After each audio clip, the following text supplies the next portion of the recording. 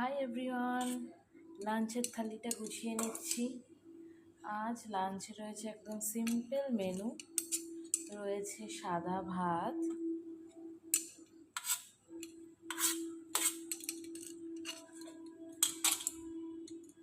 আর রয়েছে ঢেঁড়স ভাজা,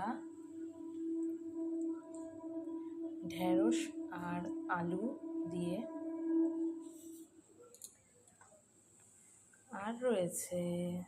আর রয়েছে মুগ ডাল ঘন করে মাছ দিয়ে।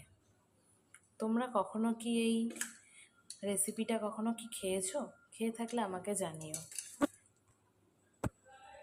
তো